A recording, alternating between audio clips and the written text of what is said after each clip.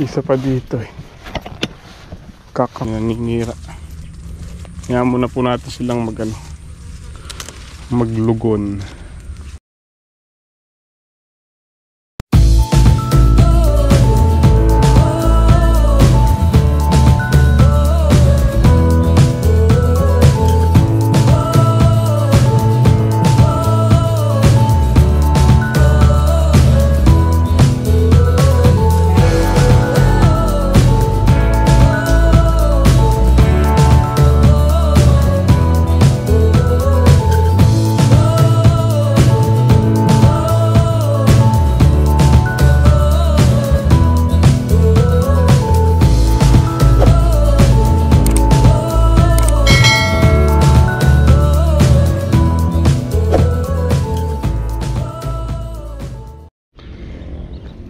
Morning mga kasama. Dito po tayo ngayon sa Mapalad, sa may pinatamnan na ng palay ni Tatay Sid. Nilip po natin yung palay. Ayan, bali lumubog daw po pala yung dito, yung sabog tsaka yung patanim. Ayan, lumitaw na, pinudpud po ng suso, pero buhay pa naman yung palay. Problema, meron na naman bagyo. Papasok daw po ng September 11 yata. Kung sanang maulitang malubugan. Isang pitak dito, halos na ubos. Ubos ng suso.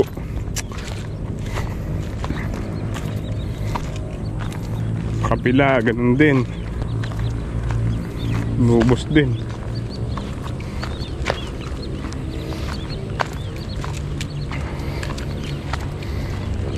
Kuutang po natin dito sa itaas.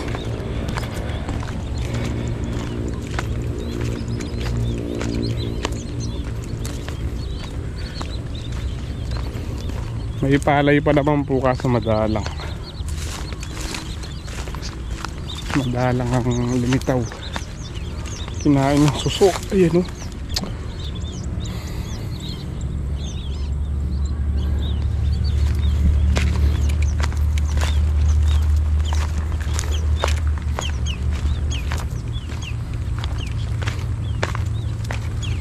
Punlaan din dito na lubog din.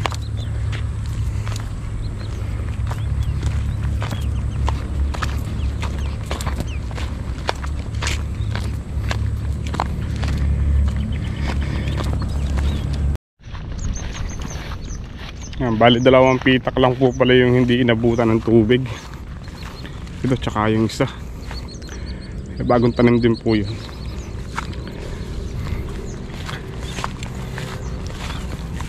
Pakadalang. Dumalang lalo yung palay. Pero pwede pa po yan, basta huwag lang maulitan. Pwede pang alagaan. Huwag lang malulubog ulit.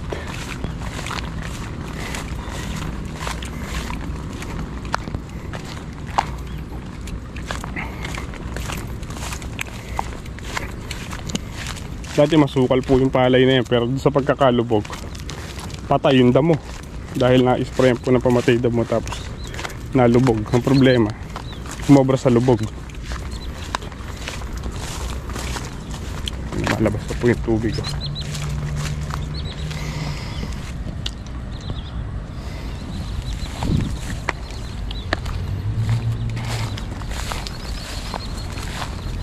Gusto lang natira ya.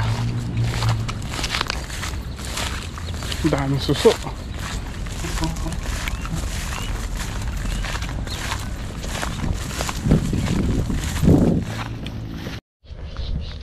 Update po tayo dito sa tabing ilog. Pumitas pala si tatay kanina ng upo. Naka 14 daw po siya na good, tsaka 2 segunda. Sa mga talong ayun. Nihan muna po natin yung mga talong. Ngayon muna natin at salakay na naman yung naninira. Kaya muna po natin silang maglugon, maglaglag ng dahon. Tsaka bunga. Ay mga papaya oh. Di papaya na nilaw sa ulan ha.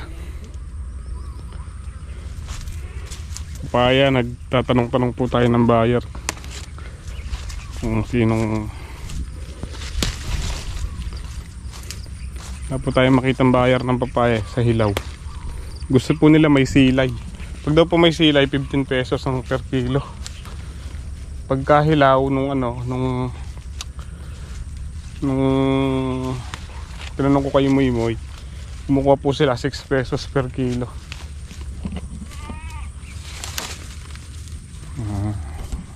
Talong.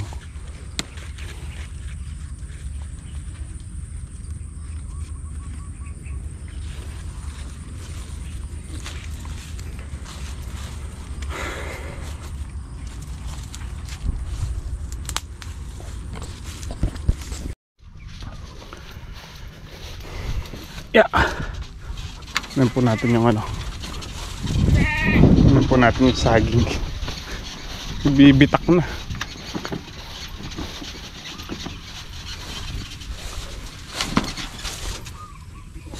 Dito. Ito.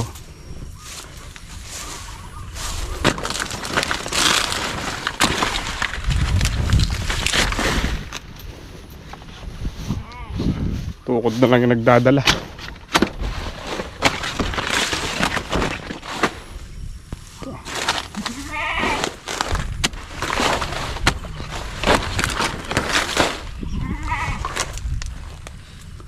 Nag-ano po, nagkakakrack na oh.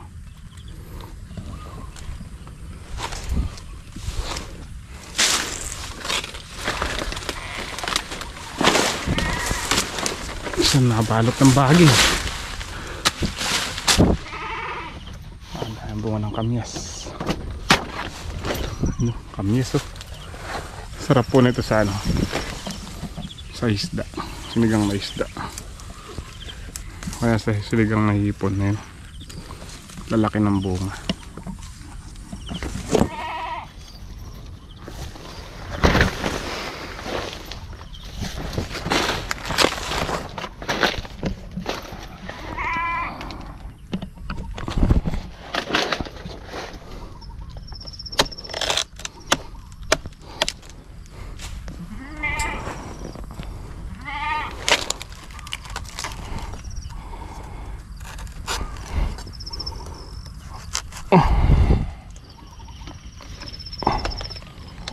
Ay, kunat.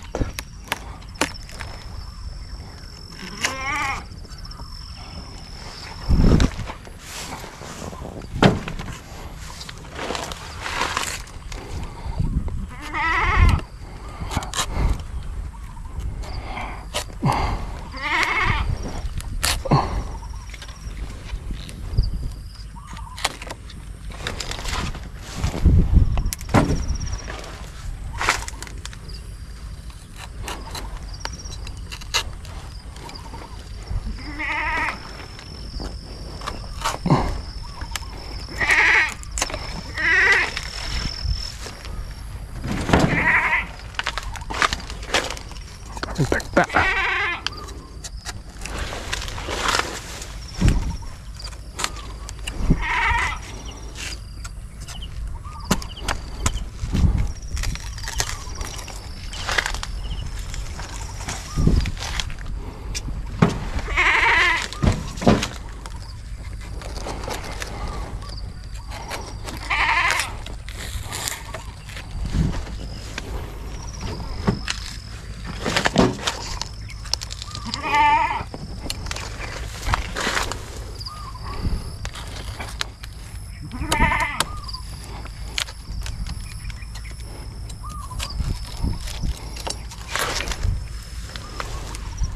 Ayun pa isa.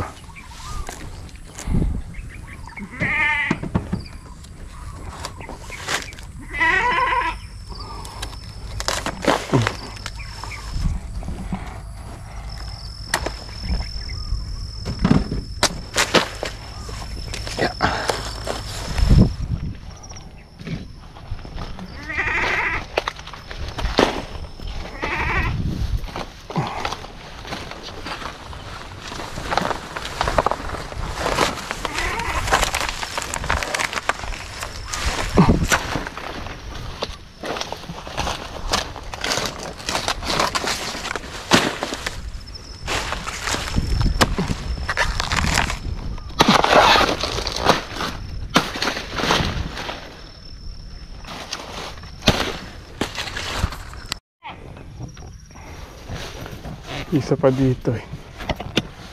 Kakrak na rin. Ito.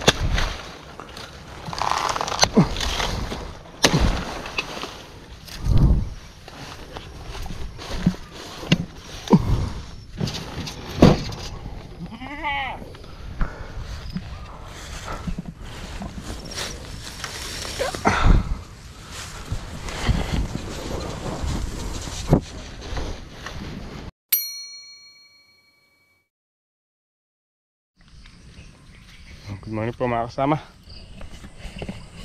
Bubutas po tayo ng plastic. Bali ito pong pinagampalayahan. Ayan, natanggal na namin ni tatay.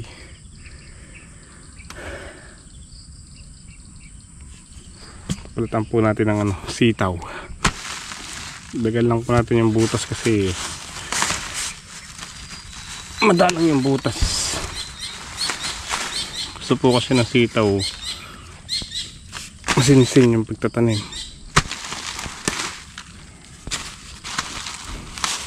Gaantabay pa po tayo sa paparating na bagyo. Meron na naman palang bagyo. Malayo naman po ata sa atin, kaso lang umiiral po yung habagat. Ito.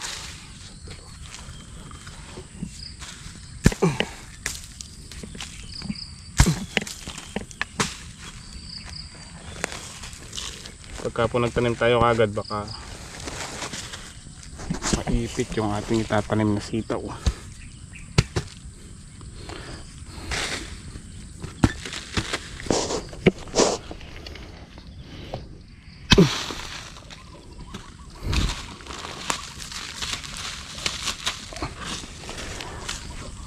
Pinatanggal ko na po rin dito yung tinanggal na rin po ni tatay mga tusok ng mga ampalaya.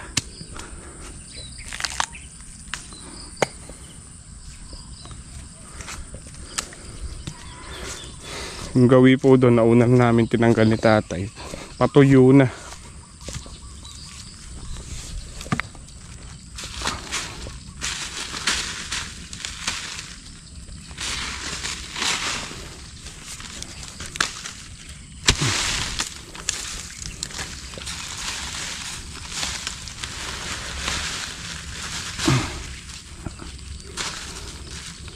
Tanim po natin dito yung berdana. Bali nakabili na rin po tayo ng ng buto.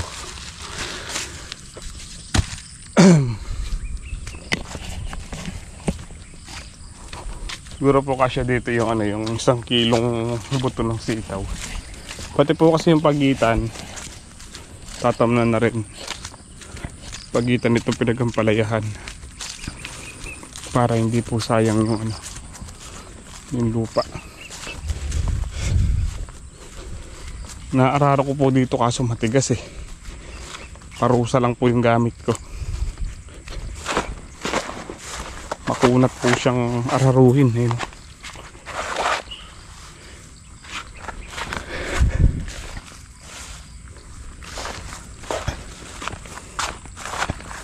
Mga papaya nasaktan sa laging ulan. Dami na pa mo nilang bunga. Kaso bagsak presyo. Gahanap pa rin po tayo ng buyer.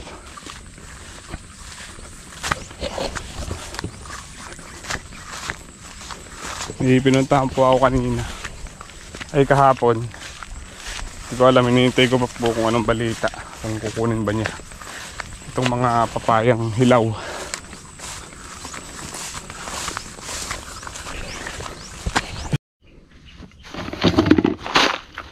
Ito po yung ating binhi. Condor. Yung berdana po yung kanyang variety.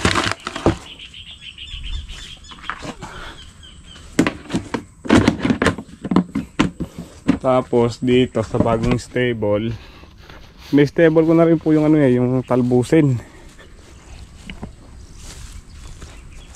Wala ko na lang putam na ng okra. Kahit 1 kilong okra lang. Para lang po hindi nakabakante.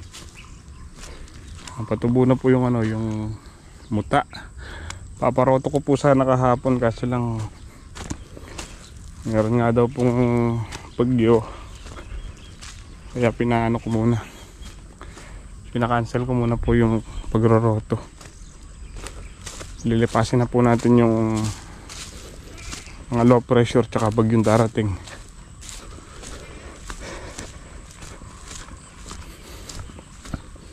Tayo magkape tapa. Tay, kape. Kape. Kape muna po tayo.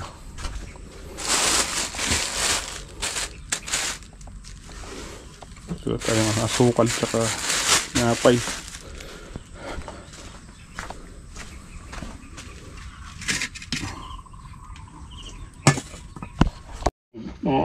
Kape po tayo mga kasama.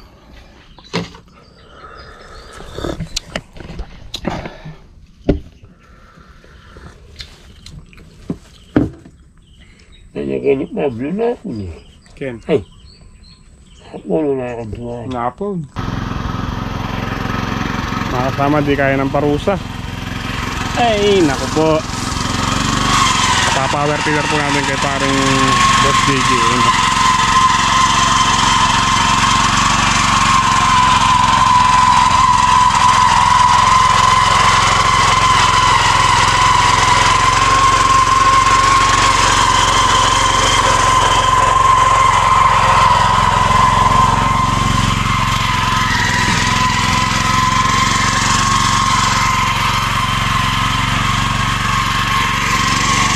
Lang po natin yung mga baging-baging.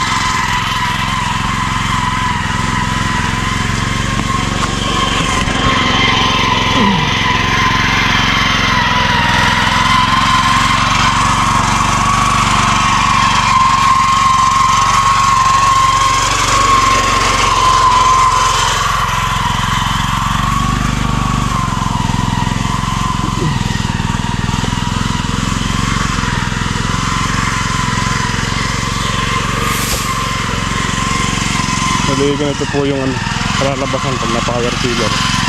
Ang ganda ng pagkakadaop. Hindi ng tamnan.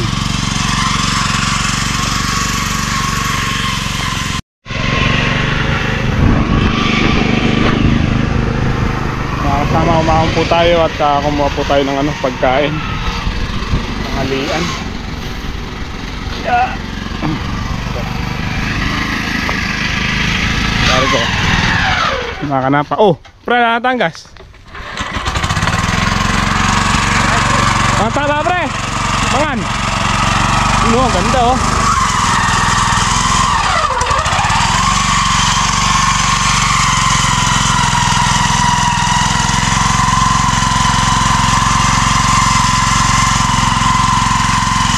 Nakahaya tayo, ano.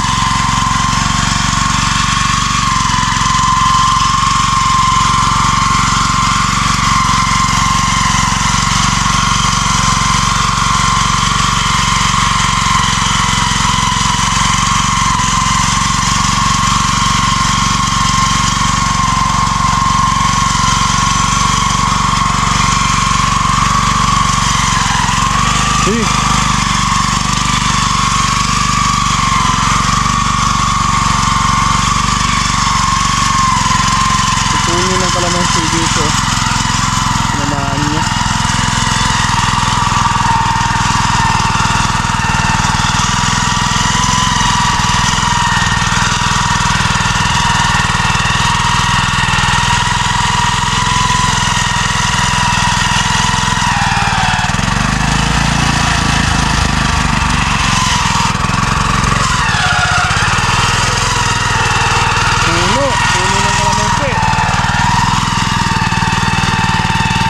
Puno nga ba?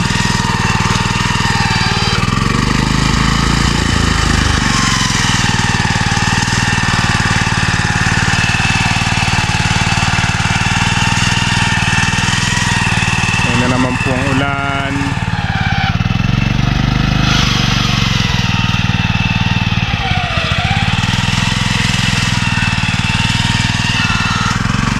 Pwede na sana magtanim kung walang paparating na bagyo.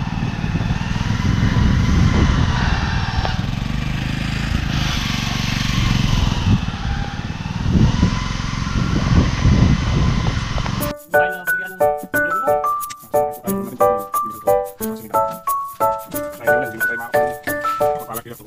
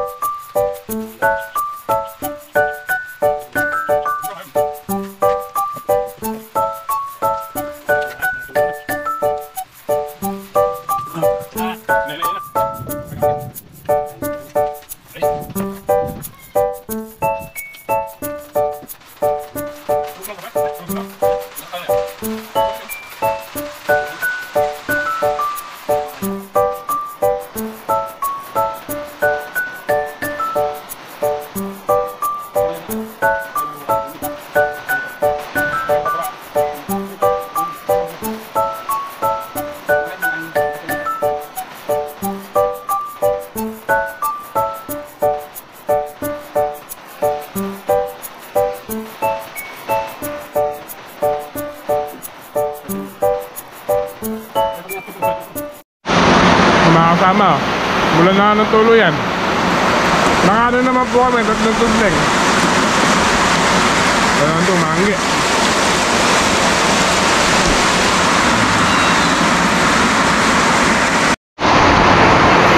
Nabuta na kami ng bagyo. Siyempre, nabuta na tayo ng bagyo. Wala na, bagyo na yan. Hey! Lakas. Mga kasama, tumigil na po yung ulan. Umuwi na rin po si paring boss JJ. Wala na rin po kaming mapapower tiller. Malagkit na yung lupa. Sobrang lakas ng ulan kanina.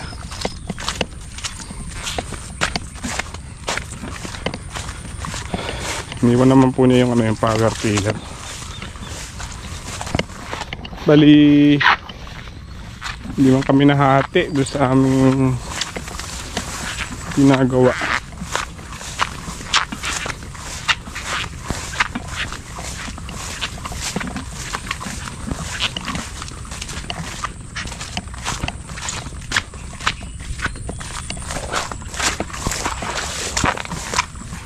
Yan, bali ano pa po, 1, 2, 3, 4, 5, 5 butas pa. 8 ano pala to, 8 butas po pala yung pinapower tiller. Nakatatlo pa lang. Ito, ganda ng pagkakadaop. Tatanim din po sana ako mamaya ng sitaw. Tatanim din po sana ako, kaso lang nakita ko nga yung pondo ng ulan.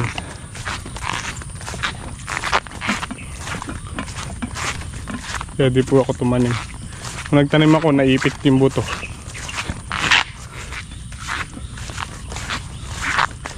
Yung power tiller. Hanggang makalawa siguro pagka maganda yung sikat ng araw.